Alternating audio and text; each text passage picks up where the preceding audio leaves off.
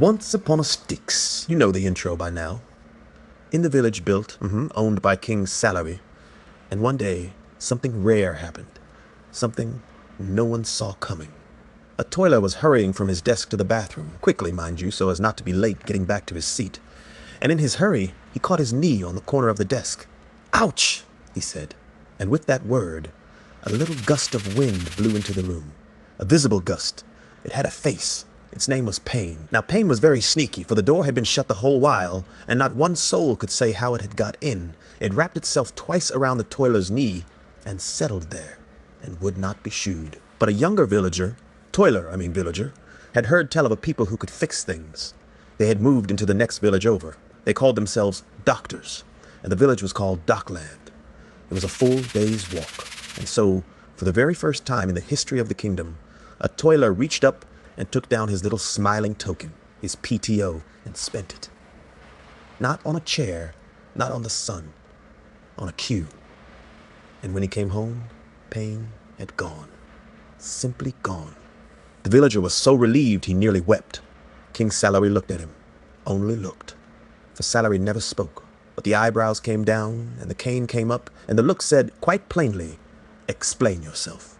And the villager reached into his coat and drew out a small paper bag. Inside it were pills, tiny ones. Salary's face crumpled up in confusion. A magic little pill that keeps pain away? And then his eyes lit like two struck matches. This, he thought, is brilliant. And he pondered again, and then he pondered some more. And a curious thing began to happen. The more doctors that moved into the neighboring villages, the more aches and pains the toilers seemed to have. And soon the whole kingdom talked of nothing else. Who needed which doctor? This one was a knee doctor, that one an eye doctor, an elbow doctor, a foot doctor, a hand doctor, and one for the mind. A thinking doctor. Salary was eager to meet these beings, so eager that he packed his bags and set off on the 2-mile road to DocLand himself, a journey he had not made for anyone, ever in his long and comfortable life. There was only one small thing. The toilers could not afford the doctors.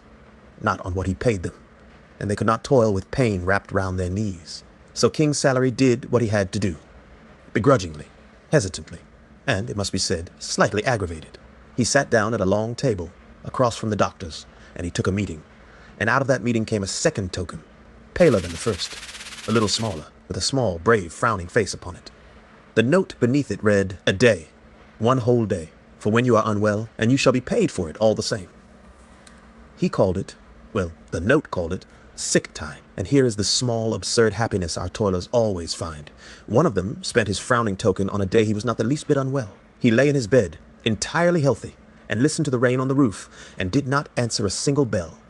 It was, he decided, the finest illness he never had. But long after, too long after, word reached the cubicle throne of where Pain had come from, of who had opened no door and yet let it in.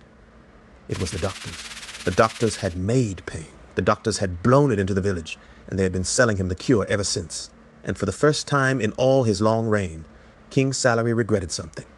Not the toil, not the bell, not the wages, only this, that he had ever agreed to pay for the weather they were selling him.